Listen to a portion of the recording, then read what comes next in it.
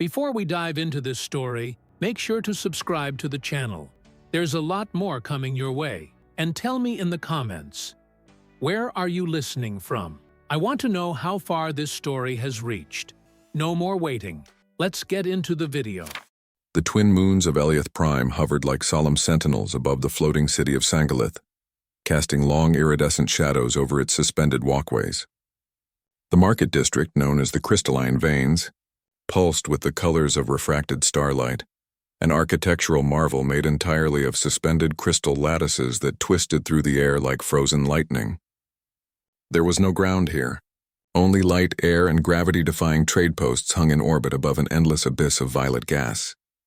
Captain Kael Riven adjusted the magnetic seal on his boots, each step echoing faintly on the semi-translucent platforms beneath him. His military-grade exosuit, although modified for diplomatic duties, still bore the burn marks of the Orion War, where he'd led a decimated Earth battalion through an impossible retreat. Now here he was, a peacekeeper, an observer, a ceremonial ornament for interstellar politics. He hated the silence. As he passed under an arch of prism stone, Kael could hear vendors chattering in dozens of alien dialects, fluttering wings, sonics clicks, bioluminescent gestures, all blending into a dance of commerce and culture. Above him, sleek Eliari hoverpods zipped past like liquid comets. Their technology was elegant, unlike humanity's rough, utilitarian machines. He was the only human on the station today. Kael paused near a food stall shaped like a floating lotus, admiring the precision of the culinary drones slicing open glowing fruit. Then he heard it, a sound that did not belong here, a cry, soft, high-pitched, repeated, a child. His instincts kicked in before reason could intervene. He scanned quickly and caught a glimpse of movement down one of the maintenance conduits behind the vendor tiers. A service corridor, off-limits to civilians and dangerous to navigate without grav mapping. He didn't think. He moved. With a flick of his wrist, Kael disengaged his boots and pushed into the corridor, letting the artificial gravity coils in his suit recalibrate. The path twisted downward through shifting panels and venting pipes, and the further he went, the darker the crystal became, smokier, denser, as if hiding something. There, in a hollow alcove shaped like a lotus bloom collapsed inward, were three small figures huddled together. They were Eliari children. The one in front, her silver-white hair in tangled spirals, looked up at him with wide eyes like polished opal. Her cheeks were tear-streaked and her small mouth trembled as she stepped forward. "Human," she whispered, voice melodic yet trembling. "Are you Kael?" He froze. The name sounded so strange in her tongue, elongated, curved like a prayer. "I am," he replied cautiously. "Are you hurt?" The second child, smaller, clutched the first's arm. She had deep violet skin, rare even among Eliari nobles, and eyes like stardust. The third girl, barely more than a toddler, had already collapsed against a wall, breathing shallow and fast. Her wings, delicate vestigial things, fluttered weakly. Kael's mind raced. Who were they? Where were their guardians? "We got lost," the eldest whispered, her lip quivering. Una was scared. The lights went out. "We tried to find our way, but..." The moment she said the toddler's name, Una, Kael's blood ran cold. He knew that. Name, all of Earth's military and diplomatic personnel were briefed on the royal line of Eliath Prime, and that name belonged to one of the three daughters of Queen Theriel, Supreme, ruler of the Eliari and the very architect of the post-war treaty that had spared Earth annihilation.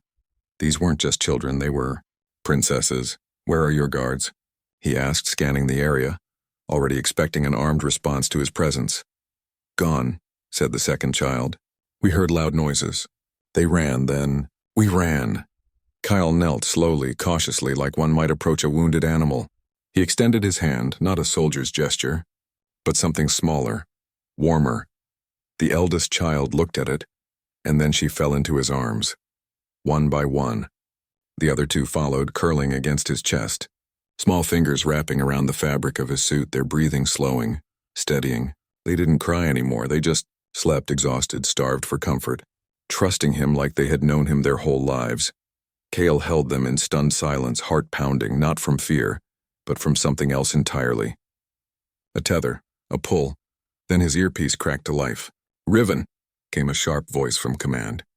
"You've broken protocol. Grav signatures show movement into restricted areas. What's going on down there?" Kael didn't answer. He stared at the girls in his arms, their warmth, their vulnerability, and something began to fracture deep inside him, something long buried under layers of command, war, and loss.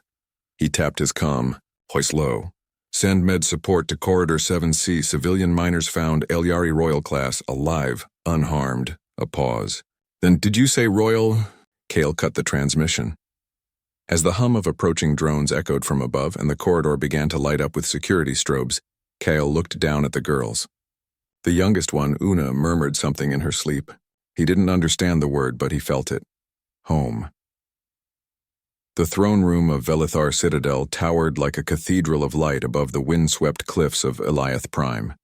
Forged from lattices of celestial crystal, it shimmered in constant refracted motion, as if alive with the breath of stars. Above, the artificial auroras of the palace's quantum veil danced in rhythm with the planetary tides, bathing the room in hues of sapphire and amethyst. At the center, upon a throne shaped like an unfolding wing of obsidian and diamond, sat Queen Therial. She did not blink, did not breathe. Her eyes, twin rings of molten violet, remained locked on the image before her, a human male, kneeling, arms steady despite the weight of 3 Eliari children sleeping against his chest. Her daughters. No guard stopped him. No weapons were drawn. For one eternal moment, silence reigned like a god. Then her voice, calm, slow, honed to pierce through armies, rang out like the final note of a war dirge. "State your name." The human looked up. His face was hard, war-weathered, yet still bore the controlled restraint of a soldier on sacred ground. One who had seen too much yet stood unbroken. "Captain Kael Riven," he said, "formerly of Earth's Orion Front, now diplomatic attaché to the Eliath Accord." Therial's hand tightened slightly on the armrest, the only crack in her glacial composure. "You bring my blood into this hall uninvited." Kael gently adjusted his grip on the smallest child, still asleep on his shoulder. "They found me, Your Majesty, lost, without guard, without protection." Her jaw clenched. "And you did not leave them?" "No," Kael replied, voice level. "Because they asked me without words not to." From the gallery above, a murmured wave of scandal swept through the watching courtiers. Eliari of the high houses, draped in robes that floated rather than hung, skin marked with symbols of light. Their expressions ranged from shock to fury to curiosity. A human here, in that posture, cradling the heirs? But Therial did not look at them. She stood. In one smooth motion, the Queen of Eliath Prime descended the steps of her throne. Her presence silenced the room again, even the flickering auroras pausing in her shadow. She moved like a blade sheathed in grace, her robe of starlace trailing behind like comet tails. She stopped before him and looked down. Naira, the eldest, stirred. Her eyes opened, those same violet rings, smaller but no less piercing. She blinked, then smiled.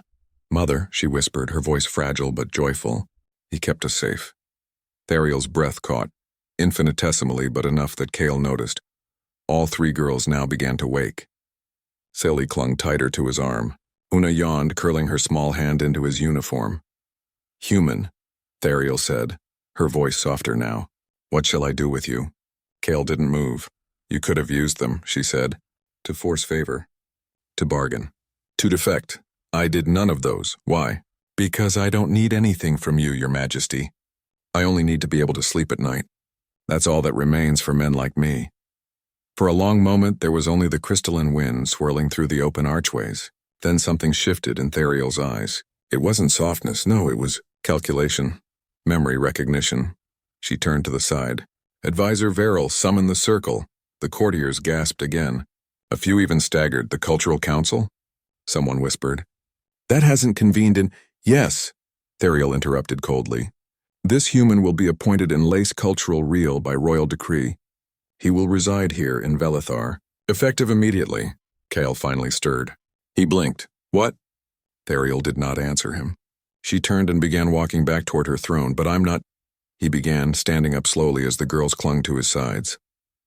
"Silence," she said without looking back. "I'm not finished." Kael shut his mouth. The queen turned halfway, her silver hair catching the glow of the high crystal spires. "You say you need nothing from me," she said. "That may be true, but it seems my daughters disagree." Saley giggled and held onto Kael's sleeve with both hands. Nira bowed her head shyly against his arm. And Una, still sleepy, looked at the queen and simply said, "Mine." The entire court nearly collapsed in collective horror. Theriel's lips twitched. Almost imperceptibly, "This human will be watched," she said. "Judged. Tested. And if he fails, I will ensure every molecule of his body is scattered across the gravity fields of the red spiral." Kael inclined his head. "Understood. Until then," she added, voice now like distant thunder, "he will live among us, dine among us, learn us, and we will learn him." With that, she ascended to her throne again. The session was dismissed. Kael stood there stunned as the crowd began to disperse in low murmurs and frantic glances. Vox, the queen's loyal dracoun, padded silently beside him, six-limbed, eyes like eclipses, and sniffed his side approvingly before stalking off. A palisade approached. She was glowing faintly blue, her crystalline skin marked with sigils of service. "Sir, your quarters will be in the Spire of Tides near the princess's sanctum." "Why?" he asked. She smiled politely. "Because that is where they've already dragged your belongings." "Including the plush reptilian you carry in your bag," Kael groaned internally. He'd picked up that dumb toy on a diplomatic station, thinking it might amuse a child during outreach events. Now he was living with three, and one of them had just claimed him in front of a monarch. As the doors of the throne room closed behind him, the crystalline silence whispered around Kael like a storm waiting to begin. The Garden of Radiance floated above the highest towers of Velithar Citadel, suspended by gravitational threads woven through rings of luminous crystal.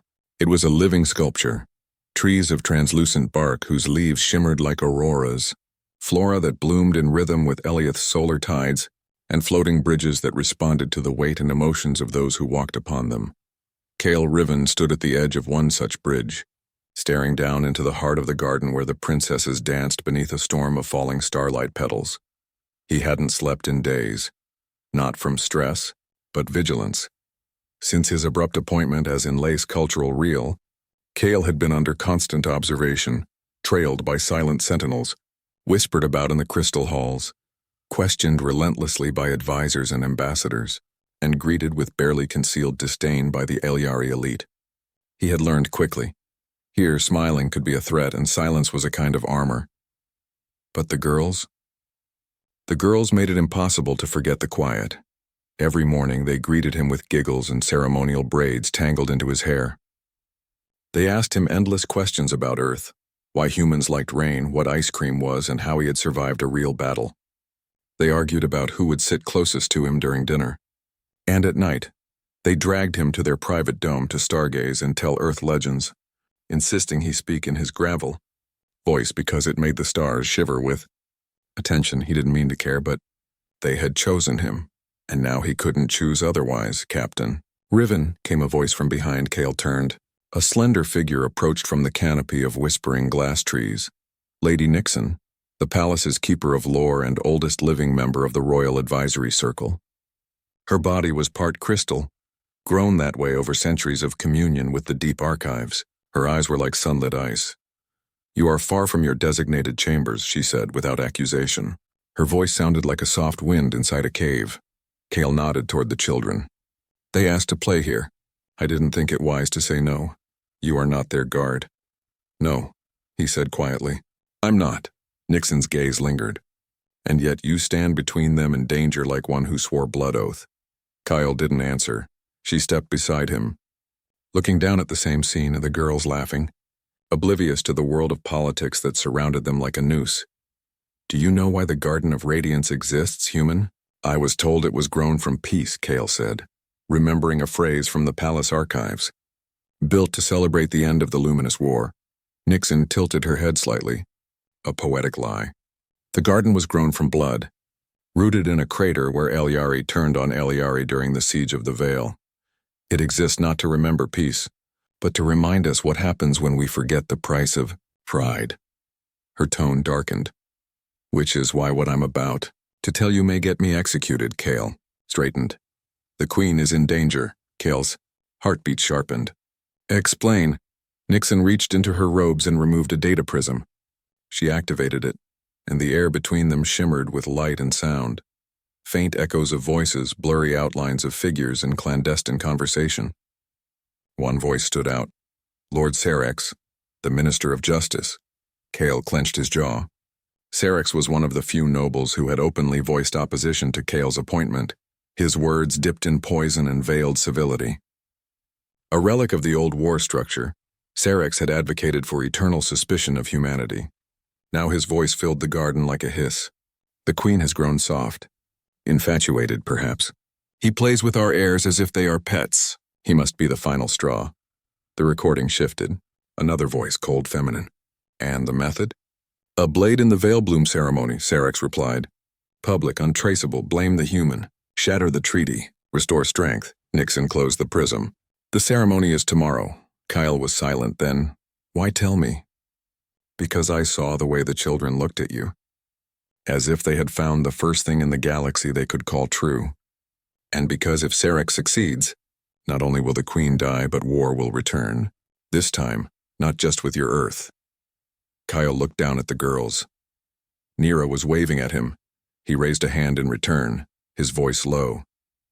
Can you stop it? No, Nixon replied. Not without drawing attention. But you, she pressed a small sigil into his palm. A key, shaped like a six-pointed spiral. There is a passage beneath the palace, she whispered, forgotten by most. But it runs beneath the garden and opens near the Veil Bloom sanctum. Use it, Kael nodded, tucking the key into his belt. Tell no one, especially not the Queen. She cannot know we suspect. Before he could respond, the air around them shifted. The children were running toward him, led by Nira, her eyes gleaming with innocent joy. Kael, she shouted. We found something. They tackled him with childish force, dragging him toward the edge of the garden where an ancient statue, a warrior holding a blooming sword, stood broken in the crystal grass. Nira looked up at him with pride. It looks like you, Kael smiled faintly, staring at the figure. Let's hope I don't end up the same way. As the petals fell like stars, and the shadows grew longer beneath the glass trees, the whisper of conspiracy curled like smoke through the beauty of the garden. Tomorrow, someone would die. And Kael Riven had already decided it would not be her. The Veil Bloom ceremony was the most sacred ritual of Eliath Prime, a celebration of unity, rebirth, and remembrance. Once every 3 cycles, under the alignment of the twin moons and the shimmering arc of the gravity belt, the royal family would descend into the sanctum of glass roots, where a single bloom, forged of living crystal and ancestral memory, would unfurl its light to the people. It was, as the Queen often said, the only time the Eliari kneel not to power, but to peace. But this time Kael Riven came armed. Hidden beneath his ceremonial robes was a compact phase plasma blade. Military issue, earth-forged, illegal in Eliath Prime without high authorization. It was unregistered, untraceable, and warm against his back like a warning. He descended alone through the spiral stair of the sanctum, long before the ceremony began, navigating the forgotten passage Nixon had described. The 6-pointed spiral key in his hand hummed faintly with old energy, lighting crystalline veins in the walls as if waking something long asleep. The air grew colder, thicker. Then, voices. He slowed his breath, adjusted his posture. Just ahead, in a chamber half swallowed by luminous roots of radiance, stood Lord Serex and 2 other figures cloaked in dark, high-collared garb. A glimmering dagger floated in the air between them, not made of metal but forged from compressed graviton fields, vibrating with deathly precision. An Eliari execution tool, silent, untouchable. She will kneel at the bloom, Serex whispered, his back to Kael, and the blade will hover above her as tradition demands. Then, he snapped his fingers. The blade twisted once in the air and then plunged downward, embedding itself in the ground with a hum. The graviton matrix is pre-aligned, he continued. A flick of my aura, and the Queen dies before she even knows she's betrayed. Kael didn't wait. He launched forward like thunder through silence. The first cloaked figure turned. Too late. Kael's knee drove into his chest, sending him sprawling into the crystal roots. The second went for a side blade, but Kael was faster. The human's elbow cracked against the alien's throat, knocking him unconscious. "And Cerex?" He turned calmly. "I knew you would come," the minister said. Kael stood between him and the weaponized Bloom, hands clenched. "You're insane." "I am history," Cerex hissed. "You are a passing curiosity." Kael drew his plasma blade. The sound echoed like a scream in a cathedral. But before either could move, a whisper broke the tension. "Kael?" Kael turned. Nira, Seelie, Una. They stood at the far archway, wide-eyed, silent, hidden behind a translucent viewing pane. The queen, it seemed, had allowed her daughters to view the Bloom in private before the ceremony. She had no idea what awaited her below, and now they had seen everything. Cerex saw them too, and smiled. "Ah," he said, "a better way." He thrust his arm toward the Bloom, not toward the queen's path, but toward the side panel, where the girls would soon enter. The graviton blade jolted upward. Kael moved, faster than thought. He hurled himself into the air, intercepting the deadly arc with nothing but the armor under his robes and the raw momentum of a soldier too old to fail. The blade struck him square in the chest. The sound, sickening, high-pitched, metallic, echoed like a cracked bell through the chamber. Kael's body twisted midair, then slammed against the Bloom's dais, shattering part of its luminous petals in a burst of blue light. He did not scream. He simply gasped and fell. The girls shrieked. Vox, the royal Dracoun, alerted by the psychic bond he shared with the air, exploded into the chamber, leaping through a glass wall with all the fury of a guardian awakened. His claws met Cerex's flesh in mid-sentence, pinning the minister to the wall in a flash of blood and crystal dust. Alarm screamed above. The queen arrived moments later. She appeared not like a monarch, but a mother, a warrior.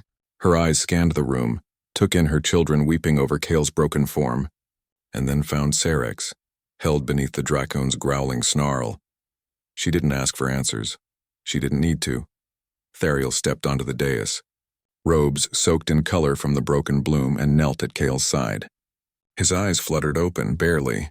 "You're late," he rasped. Her hand found his. "You're bleeding," she whispered. "Just trying to fit in," he smiled weakly, blood at the corner of his mouth. "Why?" Kael's eyes turned toward the girls, huddled together, sobbing, Seelie trying to hold his hand with her tiny one. "Because they chose me," he said. "And I chose them back." Theriel did not cry, but her voice cracked when she whispered, "You should have run." "Don't run anymore," he said. "Not from what matters." Then his head slumped, his breath stopped. The sanctum fell into stillness, but only for a moment. Because Una stepped forward, still crying. Still shaking, she touched his forehead gently and sang a lullaby, ancient Eliari, a song usually reserved for newborns and heroes, fallen in battle. Nira joined her. Then, Seelie. Their voices rose like starlight from broken glass, and then the Bloom stirred. It hadn't finished. Opening, it wasn't done. Drawn by the girl's song, it pulsed again, and its last petal opened fully, bathing Kael's body in a field of healing light older than war, older than monarchy, older than Eliath itself. His breath returned, shallow, but present.